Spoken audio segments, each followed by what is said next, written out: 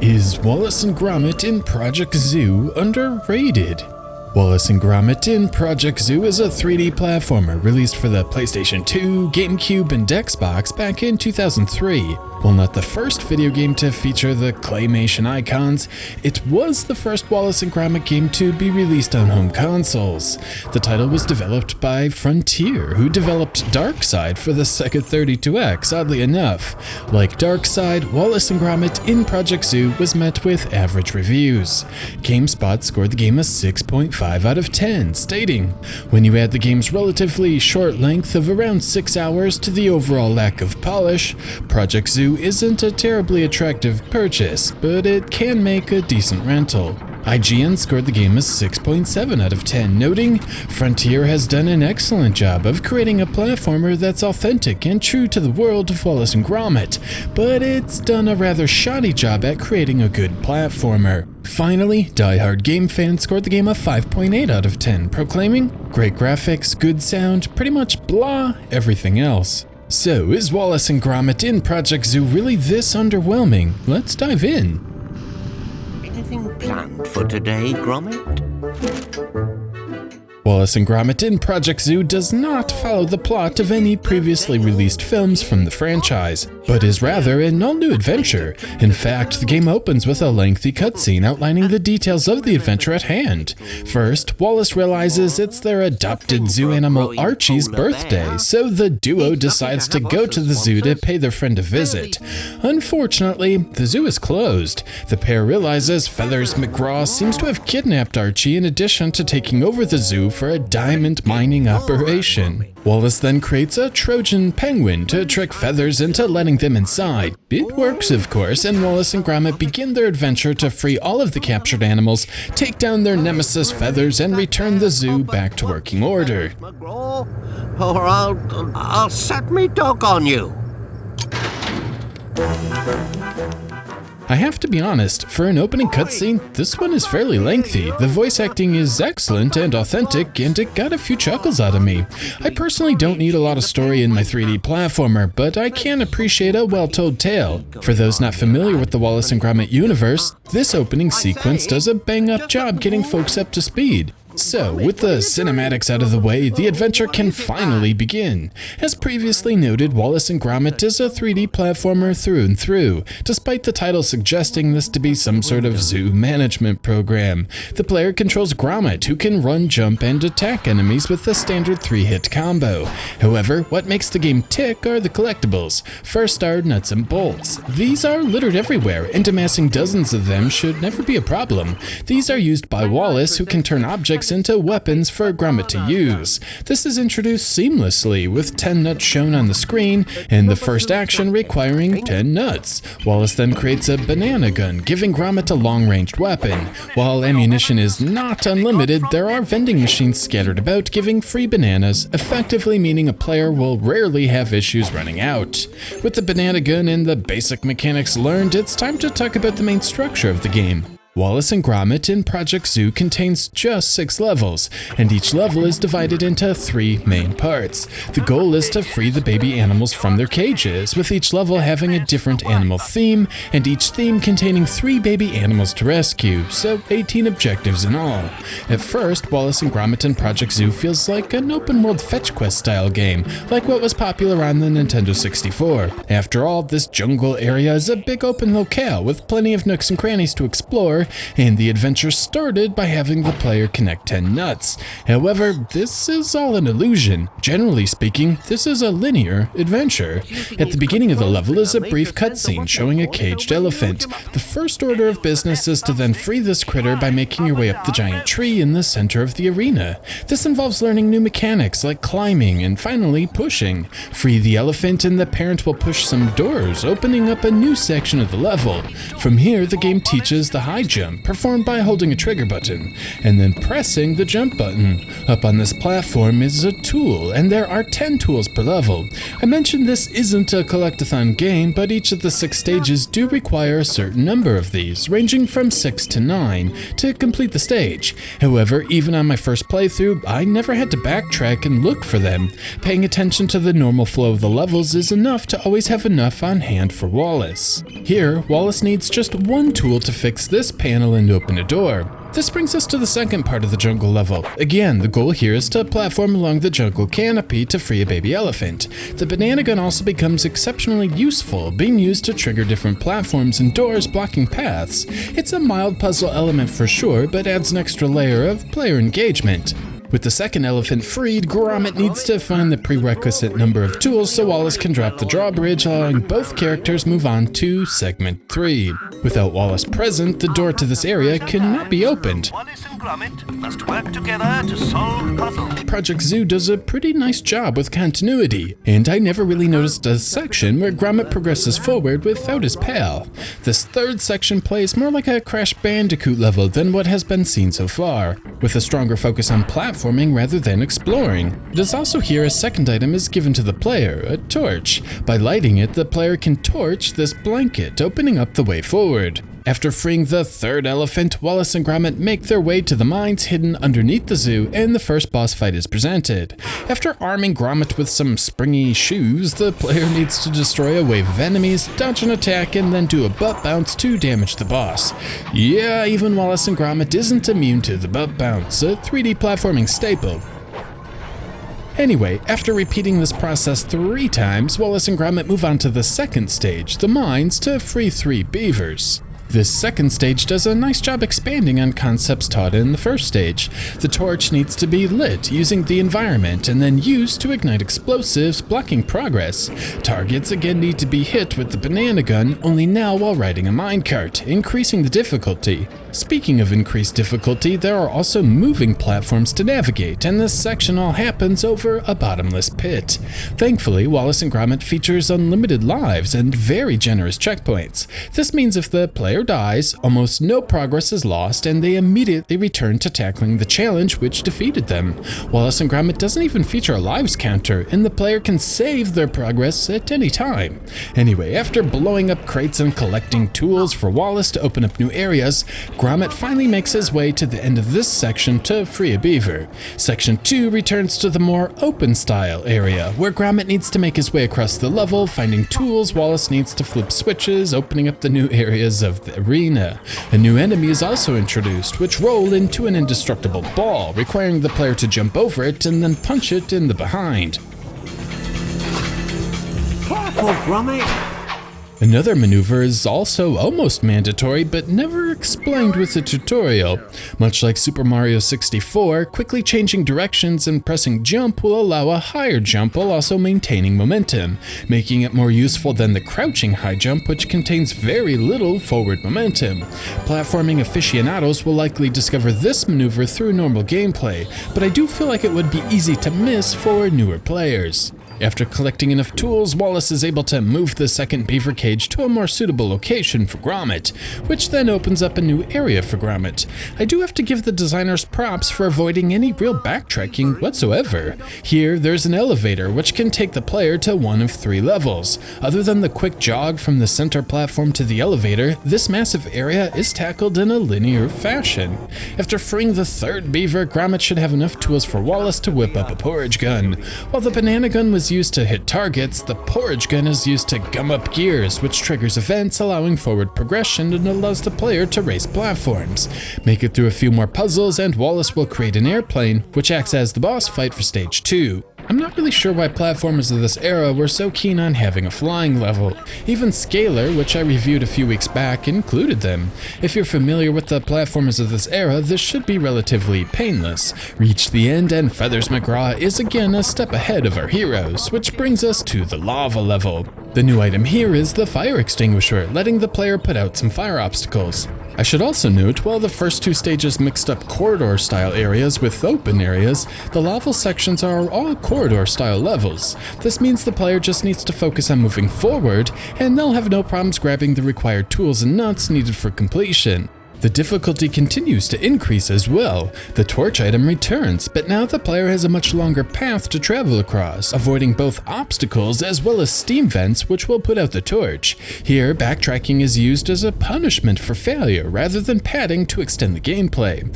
I should also talk about the auto-aiming. Up till this point, I generally use the manual aiming to take down targets and enemies, but the auto-aiming can be exceptionally helpful as well. In this section, the player must remain on the button while the gate slowly rises. However, there are 3 enemy generators in the vicinity, and you can't leave the button to go attack them. Instead, the player can hang back and allow this slick auto-aiming mow down foes while the gate rises. It's a clever way to teach the player about the auto-aiming, forcing them to stay put while a gate slowly rises, and then naturally discovering the auto-aiming works. With the first gorilla freed, the player moves on to the second section. The first obstacle here represents a rare difficulty spike. The player needs to shoot 3 targets, which are far away, to open 3 hatches, releasing floating platforms.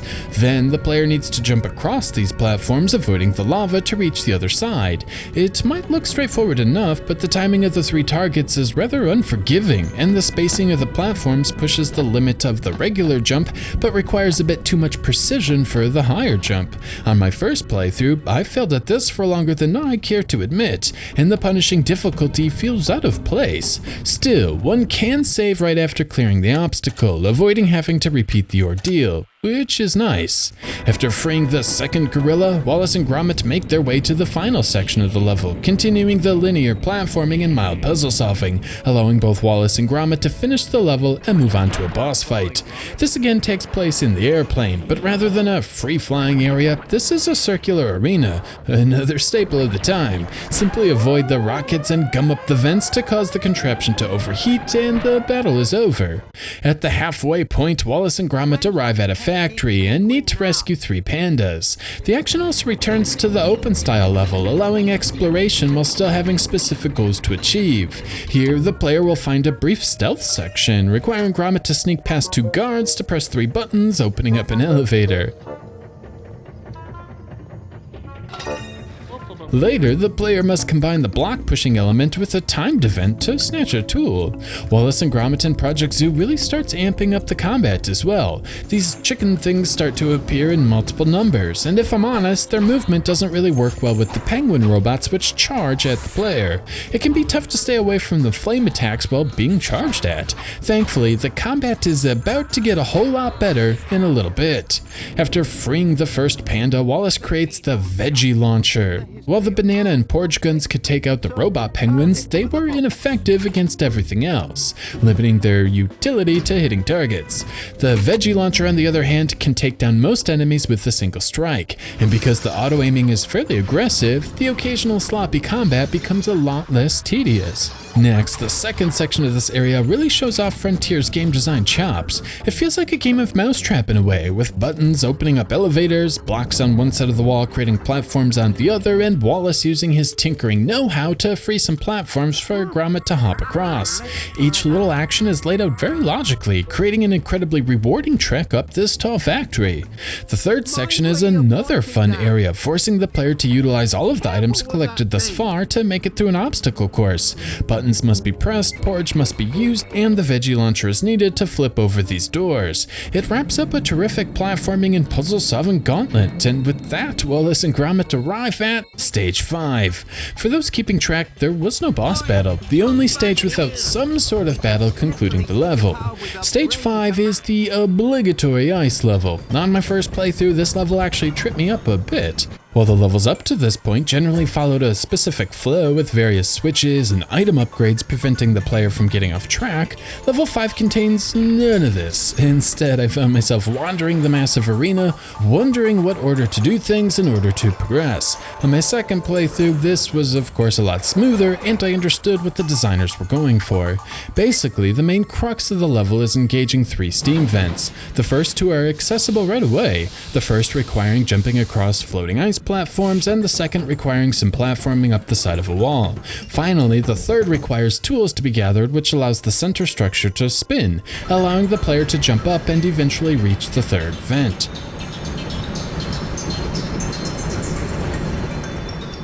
After triggering all 3 machines, Wallace is able to reach the top of the structure, melting a waterfall which is holding a polar bear cub hostage. The second cage is much more obvious, requiring a few shots at a target to lure a cage. The third cage requires the player to enter a cave and then make it through a lengthy obstacle course, freeing the third polar bear. In hindsight, nothing here should really be all that complicated, but this is the only time the game doesn't guide the player along, instead forcing them to explore every nook and cranny to hit all the necessary triggers. With 3 more animals freed, Wallace constructs a boat, which is used for the ensuing boss battle. At its core, this is Asteroids, with more modern controls. The thumbstick is used to smoothly guide the boat along the water, while an unlimited supply of porridge is used to break up the ice. From here, the boss appears and needs to be hit. Repeat this process 3 times with an increasing amount of ice, and Wallace and Gromit catch up to Feathers McGraw in the final level. Diamond-o-matic! Feathers is making the diamonds! So that's what he means by... The stage opens with a scene showing Feathers pushing Archie onto a moving platform. This sets up the rest of the stage, with Wallace and Gromit needing to assist Archie through the level. An item is also given to the player, a remote control, which can open certain doors. And with that, the marathon begins. Up to this point, Wallace and Gromit in Project Zoo has done a nice job teaching the player all the nuances of the gameplay. Each weapon has a specific use as far as puzzle solving and combat efficiency. Gromit himself is fairly agile, with 2 different jump heights in addition to a lunge, pushing, and climbing abilities. Each has been utilized up to this point, and mastery is required to make it through this final stage. The diamond processing plant is a proper final stage. First, the player is constantly tested in their ability to dodge enemies and projectiles. Second, precise timing is required to maneuver through conveyor belt obstacles. Lastly, quick reactions are needed. You see, Archie is traveling along a conveyor belt which moves along hazards made for processing diamonds. This means the player will need to push blocks to prevent Archie from being torched, press buttons to prevent him from being frozen, and use the porridge gun to prevent him from being sliced up. Between these timing obstacles are the toughest platforming segments found in the entire game, over a bottomless pit, of course. There are some proper escort-style sections as well, where Gromit needs to protect Wallace from a never-ending onslaught of enemies while he repairs switches, finally requiring a semblance of ammunition management. And finally, the game throws a lot of enemies at the player. Like I said, it's a proper final level and should provide an adequate challenge to most gamers. This, of course, segues to the final boss.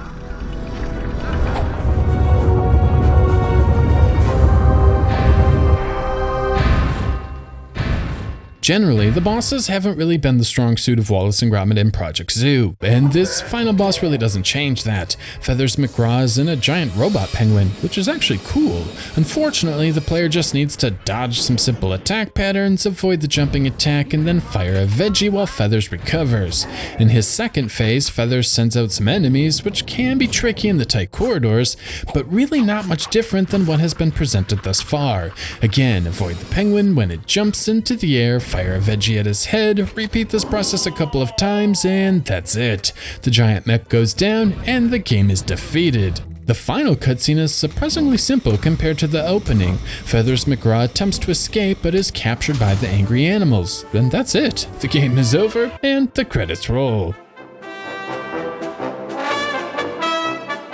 Graphically, Wallace and Gromit in Project Zoo is a decent looking game. The texture work and polygon geometry is a step up from what one would find on the previous generation of consoles. However, compared to other third-party, multi-console releases of the era, I find it falls a bit short. Scalar, released 1 year later, has vastly superior texture work, for example.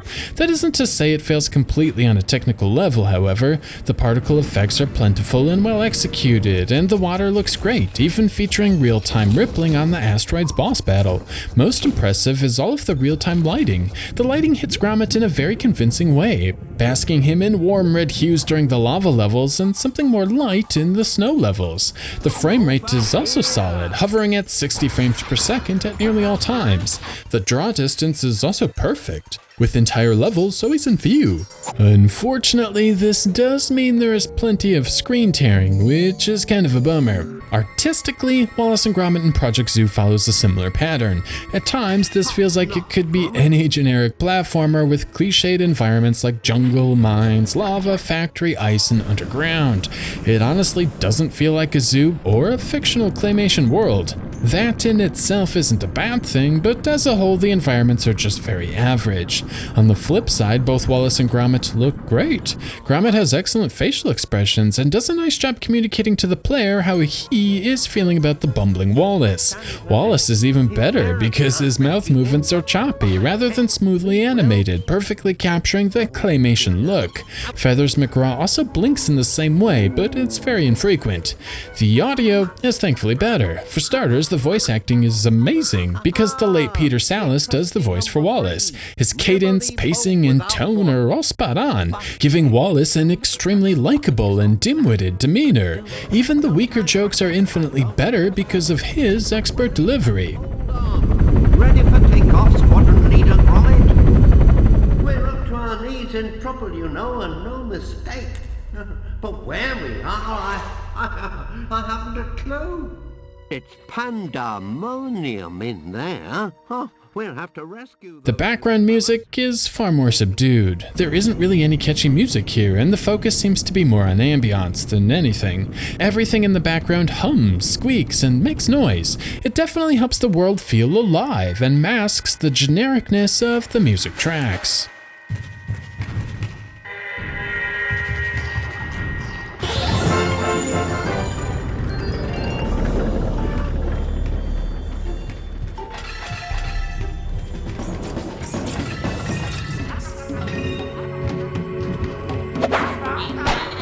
So, with all of that out of the way, we arrive back to the question asked at the beginning of the video: is Wallace and Gromit in Project Zoo underrated? First, I must applaud the developers for not falling into a lot of platforming traps. For example, Gromit doesn't drown when falling into water. Gromit is a dog. Dogs can swim, and water shouldn't kill the character. It's a little thing, but I'm always annoyed when water kills a player for no real reason other than to artificially increase the difficulty. Next, bosses have a life meter. Again, this is a minor addition, but I always find it helpful to know if I'm being too careless during a battle. The boss's life meter allows the player to make playstyle corrections and play more conservative or more aggressively. Finally, Wallace and Gromit is devoid of any padding whatsoever. This isn't a long game by any stretch, with the 6 levels taking about 5 hours to complete. The developers could have easily implemented checkpoints, forcing the player to replay sections of a level when they die, increasing the length. They could have also made the collecting element more prominent, forcing the player to search through previously explored areas looking for widgets, again increasing the length of the adventure. But they didn't. Instead, if the player dies, they respawn about where the error occurred, and the adventure can continue where it left off. Enemies remain defeated, switches remain switched, and items are retained. Those required tools are also thoughtful. When near one, there is a loud audible hum, alerting the player one is near, even if they can't immediately see it. This is a lighthearted game, and I appreciate how the lightheartedness is maintained in the gameplay design. Things are not perfect, however. My biggest gripe is with the controls. While responsive, I didn't always find them to be accurate. Part of this is the camera. At times, it is dynamic, moving around, giving the player the optimum view for the task at hand. Other times, it's just plain dumb, not giving the player the proper view at all. More than once, I would completely whiff a jump and fall to my death because I just had no way to understand where Gromit was in relation to the level. At times, I also felt like the game engine skewed distance. This becomes incredibly obvious on the final stage. Judging distance in front of Gromit felt off. Coming up too short or overshooting a jump happens a little too frequently for my tastes, and I rarely felt like it was my lack of skill causing the problem. The camera really should be more flexible here, offering a side view, alleviating the issue altogether. This does happen too, like in the ice level, so it's even more annoying when it doesn't. In fact, I kinda get the feeling the final level may not have been even finished. The menu screen has a checklist of objectives, and one of them is called Test Sequence 1. Yeah, it kinda goes along with the game forgetting to tell the player about the super jump, and there is also a breakdance move that comes in handy when fending off enemies while being required to stand on a button. Stuff like this could have been explained somewhere in the game. The enemy placement can also be lacking. On a few occasions, I got hit by a projectile I couldn't see coming, got knocked off a platform, and fell to my doom. This kind of ties in with the camera, where the game isn't always presenting the player with all of the information needed to properly tackle the challenges. Another problem I have with the enemies are when a bunch are presented in cramped areas. Having to take on multiple rolling enemies who cannot be touched when their spikes are engaged is a pain. When there are multiples in a tight area, each moving at different intervals, it can be damn near impossible to take them all out efficiently.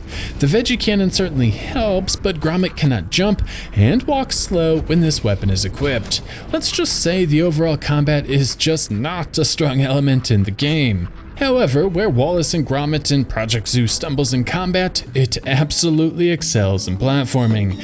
Even as early as the first level, it's obvious there is something special about this game. The flow is just perfect. The first stage eases the player into the general flow of the game, allowing the player to come to grips with the controls in a relatively hazard-free area.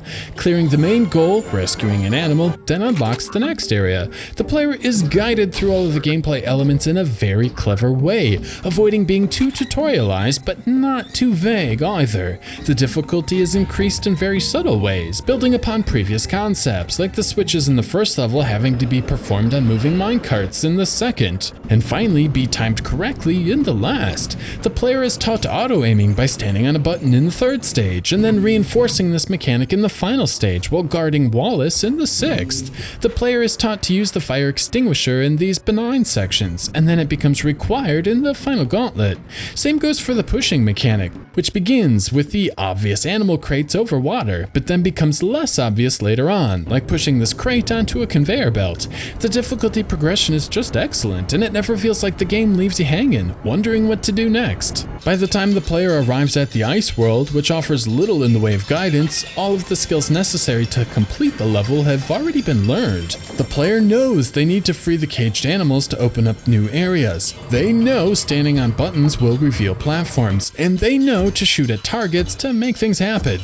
It makes the 5-hour runtime an absolute treat, and I found myself enjoying the game just as much the second time through as I did the first. Even better, there's plenty here for completionists to chew on. Each of the stages has 30 coins to collect. These are purely optional and not required to beat the game, unlike locating all of the Electoon cages in Rayman, for example. Some of these are in obvious locations, and players will probably nab a few on the first time through. Others require basic puzzles to be solved in order to unlock them. Early on, this might be pushing buttons in the order they appear on the wall. Later on, the presses must be completed before time runs out, increasing the difficulty. This whole button pressing mechanic is later presented as a Simon Says piano challenge where the player needs to repeat a series of notes. But back to the coins. You'll notice performing certain actions will reveal a little counter in the corner of the screen. Taking down snowmen, for example. If one wants to go for a 100%, they'll need to find all 10 snowmen, which unlocks a golden coin. Additionally, levels will need to be revisited, as the final item awarded, the remote control, is needed to open up a few areas and other stages. While this type of gameplay isn't really my thing, I dig how it is a secondary challenge. For those into collectathons, the element is here.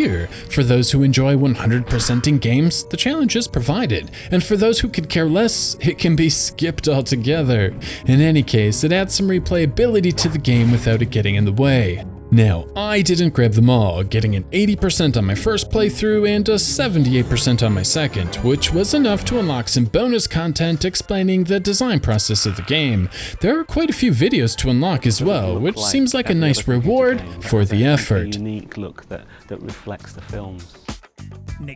So yeah, I'd say Wallace and Gromit in Project Zoo is underrated. This isn't some average platformer featuring basic gameplay with Wallace and Gromit thrown in for a quick buck. The developers clearly wanted to pay homage to the source material. Wallace spends his time creating all sorts of crazy inventions like the Trojan penguin in the opening sequence, along with veggie launchers and porridge guns. While Wallace is an idiot savant, Gromit is the brains of the operation, having to actually complete all all of the tasks needed to free poor Archie. And I like that he has to drag Wallace through the levels. It gives purpose to all of the puzzles, like unlocking doors so Wallace can proceed, or triggering platforms so Wallace can reach new areas. It makes completing tasks that much more satisfying. And of course, one cannot deny the overall charm of the adventure. Wallace and Gromit are fantastic characters, and I enjoyed the banter between them and with Feathers McGraw between stages. Now, I'm not much into stories in my 3D platformers. That isn't to say I don't like stories, but when done poorly, they just feel like a waste of time. However, the entire premise of Wallace and Gromit trying to rescue an adopted polar bear, being held captive by a penguin who has started a diamond mining operation under a commandeered zoo is awesome and really pushes the title over the top. I don't want to hype this up too much though. The graphics and audio are fairly average. The music and set pieces could accommodate just about any random platformer. The camera feels dated, the controls are less than precise, and at times the game feels unfinished. This is not a fantastic game by any stretch. What it is though is a good game. The level layouts are fun, mixing up multiple play styles, the difficulty curve is great, first teaching the player, then testing the player. The collecting elements are thoughtfully restrained, with tedious collecting not being mandatory. The lesser gameplay elements like the combat are presented infrequently, and the game is free of any major design problems. There are few, if any, glitches, the collision detection is solid, and everything feels thoughtful, free of padding. While not the greatest platformer ever, Wallace and Gromit in Project Zoo punches well above its weight, and gamers looking for something they might have overlooked a decade ago should definitely give this one a go. It's enjoyable, it's charming, and I highly recommend it.